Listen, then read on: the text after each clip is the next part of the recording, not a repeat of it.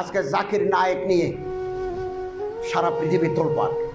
আজ সকালে মালয়েশিয়ার প্রধানমন্ত্রীর সাথে ভারতের প্রধানমন্ত্রীর বৈঠক হয়েছে।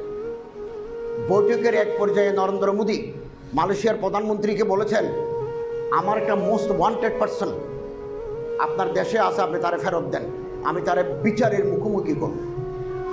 আমাদের ইমান, আমাদের উখুওয়াত, আমাদের বারাদরি পানি হয়ে গেল দুনিয়ায়। এক ব্যক্তিকে একটা প্রেসিডেন্ট, প্রধানমন্ত্রী বলে যে আপনি ফেরত দেন। এখন ভারতে ওনার নাগরিকত্ব নাই, ওনার সমস্ত সম্পত্তি বাজেয়াপ্ত। ওনার মালয়েশিয়ার কোনো কথা বলতে পারবেন না, রেডিওতে, টেলিভিশনে, জনসভায়, সেমিনারে কোনো কথা বলা যাবে না। কেবল ঘরের ভিতরে থাকবেন, খাবেন। বেরও করে দিতে পারে, তার আরপি বাতিল হয়ে যেতে পারে। কানাডায় ওনারা ভিসা দিচ্ছে না, ইংল্যান্ড ভিসা দিচ্ছে না, সৌদি আরব থেকে বের করে দিয়েছে। দুবাইতে ওনার পিস টিভির স্টুডিও আছে, দুবাইতে ওনার স্থাপনা আছে, ওখান থেকে ওনারা বের করে দিয়েছে। কি কারণ? কারণটা কি? উনি আহলে হাদিস, উনি ইহুদির এজেন্ট, উনি খ্রিস্টানের দালাল, উনি জঙ্গি, উনি টাই পড়েন, শার্ট গায়ে দেন। এগুলো হচ্ছে স্থূল কথা। যাদের দিমাগ মোটা তারা একথা বলে থাকে মাত্র। কেন জাকির নায়েক সারা বিশ্বের জন্য আজকে চ্যালেঞ্জ হলো? কেন? পিছনে অন্য কারণ আছে। এই কারণের পিছনে কেউ নাই। বড় বড় কিতাব লিখেছি, ইহুদির দালাল জাকির নায়েক, এ সমস্ত কথা আমরা বলেছি। হক কথা বলার লোক নাই। জাকির নায়েক তাকাবুল আদিয়ানের মাহের, scholar on comparative study of religion, বিভিন্ন ধর্মের উপরে তার পড়াশোনা আছে, যেটা আমার নাই, আপনার নাই। হিন্দুর ধর্মের ভিতরে কি আছে, মনুতে কি আছে, শ্রীমদ্ ভগবতে কি আছে, রামায়ণের ভিতরে কি আছে, কোন পৃষ্ঠায় কি আছে, Gospel, Talmud, New Testament, Old টেস্টামেন্টে কি আছে উনি জানেন।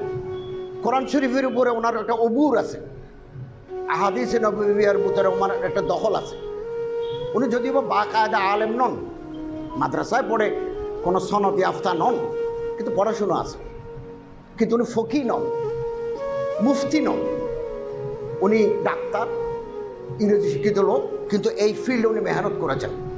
উনি যখন বক্তৃতা দেন ইসলামের উপরে, গায়রে মুসলিমদের 30টা অভিযোগ আছে। এই অভিযোগে 30টার বেশি নয়, উনি 30টার জবাব আছে ওনার। ফলে উনি যখন কোথাও কোনো বক্তৃতা করেন, কেউ এতারাজগুলো তুলে ধরে তিফলি মক্তবের মধ্যে তিনি জবাব দেন। মক্তবের বাচ্চাদের যেভাবে মানুষ শিখায়, এভাবে তিনি জবাব দেন।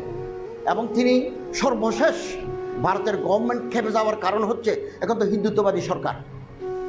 ভারত এখন নতুন সংবিধানের সংশোধন করে বলা হয়েছে, পৃথিবীর কোনো দেশের কোনো হিন্দু যদি নির্যাতিত হয়, এই নির্যাতনের যদি দলিল থাকে, ভারত তাকে নাগরিকত্ব দেবে। নাগরিক, পৃথিবীর যে কোনো জায়গায় কোনো হিন্দু যদি অত্যাচারিত হয়, এটা যে ডকুমেন্ট থাকে, তাহলে ভারত তাকে নাগরিকত্ব দেবে। এই জাকির নায়েক সাহেব বলছেন হিন্দু ধর্ম বিকৃত হয়ে গেছে, হিন্দু ধর্মের মূর্তি পূজা নাই, কোথায় আছে দেখাও। এটা বলার কারণে তারা মনে করলো হিন্দু ধর্মের গোড়া তো শেষ হয়ে গেল। গণেশ না থাকলে, দুর্গা না থাকলে, সরস্বতী না থাকলে, মেনকা না থাকলে, কালী না থাকলে, তা আমাদের আর পূজা কি? তখন মনে করছে এই মানুষটা পৃথিবীর যেখানে তাকে ধরে আনি তারা জবাই করে দিতে হবে। এই জন্য ফেরত চায়। কানাডায় গেছেন, ব্রিটেনে গেছেন। ব্রিটেনে তিনি বক্তৃতা করেছেন 2টা, লন্ডন, ইংল্যান্ডে করেছেন, কানাডায় করেছেন 2টা। The present Bible is not word of Allah.